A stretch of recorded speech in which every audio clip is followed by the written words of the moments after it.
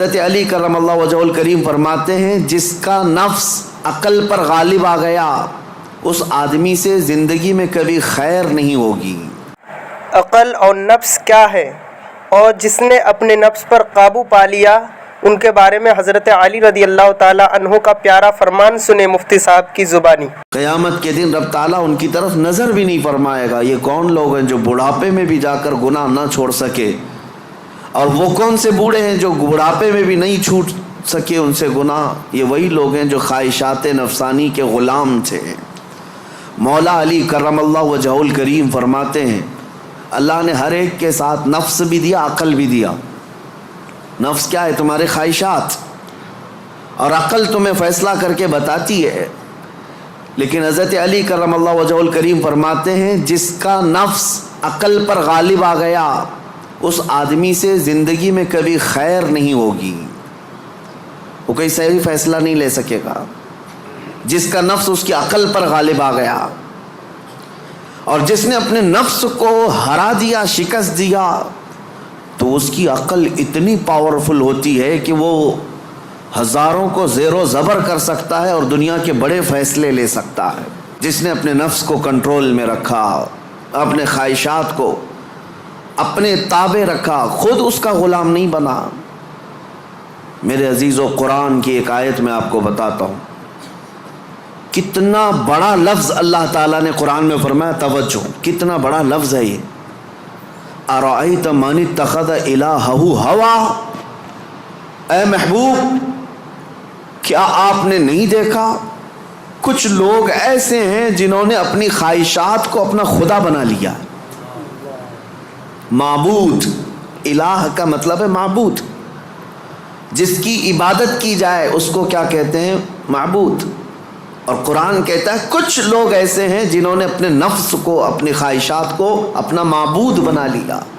یہ قرآن کی آیت ہے، 2 جگہ آئی ہے۔ اب اتنا بڑا لفظ نفس کے لیے اللہ فرما رہا ہے کہ کئی لوگوں نے اس کو بت بنا لیا، اپنا معبود بنا لیا۔ کیوں؟ اس لیے کہ یہ وہی کرتے ہیں جو ان کا نفس چاہتا ہے، تو گویا کہ اس کی عبادت کر رہے ہیں، خواہشات کی پیروی کر رہے ہیں۔ نفس صبح اٹھا، گناہ کی طرف کھینچا، آپ چل پڑے، گویا کہ اس کی عبادت میں لگے ہوئے ہیں۔ کبھی تو اسے شکست دو، کبھی تو اسے ہراؤ۔ رات کے وقت گناہوں کے اڈوں پر جانے کی جیسی خواہش ہوتی ہے، کیا اپنے آپ کو مارتے ہو؟ میں تمہیں بتاؤں، خواہشات تو بہت دور کی بات ہے، گناہوں کی خواہشات بہت دور کی بات ہے۔ سیدنا ابو بکر شبلی رحمۃ اللہ تعالی علیہ سلسلہ قادریہ کے بڑے مشہور بزرگ ہیں، جن کے نام سے ہم شجرے میں پڑھتے ہیں، بہر شبلی شیر حق دنیا کے کتوں سے بچا۔ وہ حضرت ابو بکر شبلی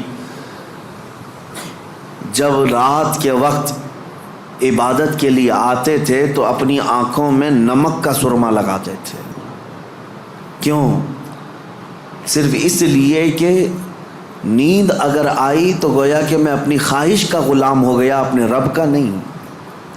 عبادت اس کی ہو رہی ہے اور میں خواہش کے پیچھے چل رہا ہوں۔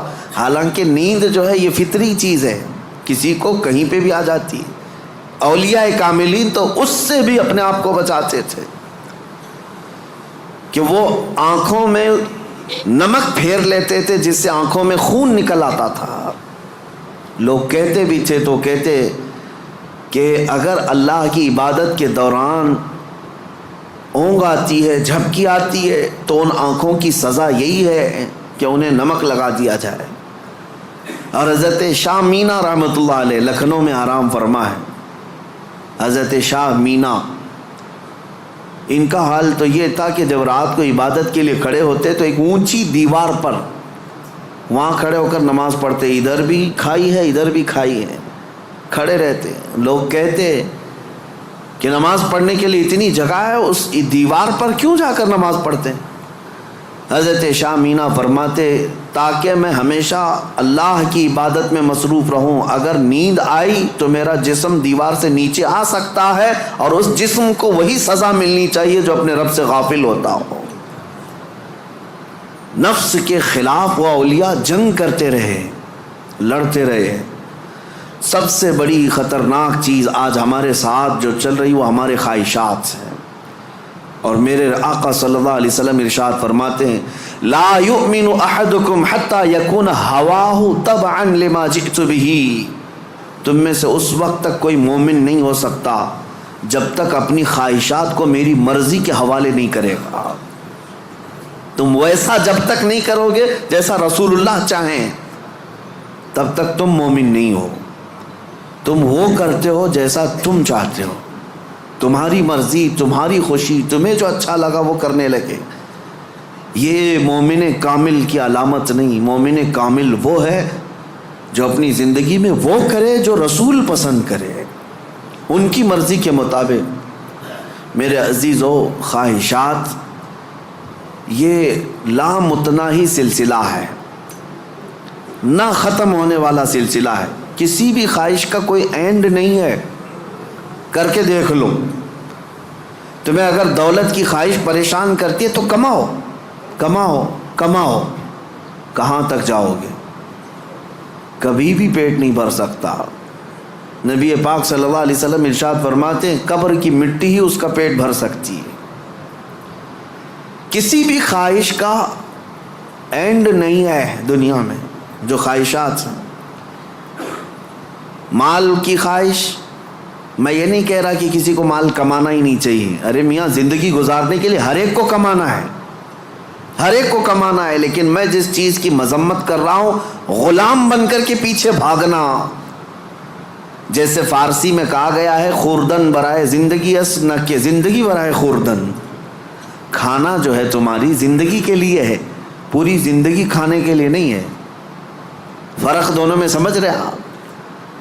مال تمہاری زندگی گزارنے کے لیے ضروری ہے، لیکن پوری زندگی مال کے لیے نہیں ہے۔ لیکن خواہشات کبھی ختم نہیں ہوتی۔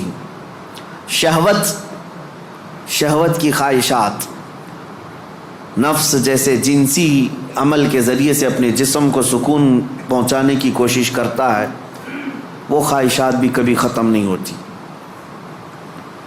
کبھی ختم نہیں ہوتی۔ اگر اس نے اپنے اس گھوڑے کو، نفس کے گھوڑے کو آزاد چھوڑ دیا تو وہ کہیں پر بھی اس کی خواہشات جا کر رکتی نہیں۔ نہ وہ ایک عورت پر صبر کر سکتا ہے، نہ 10 عورتوں پر، نہ 100 عورتوں پر۔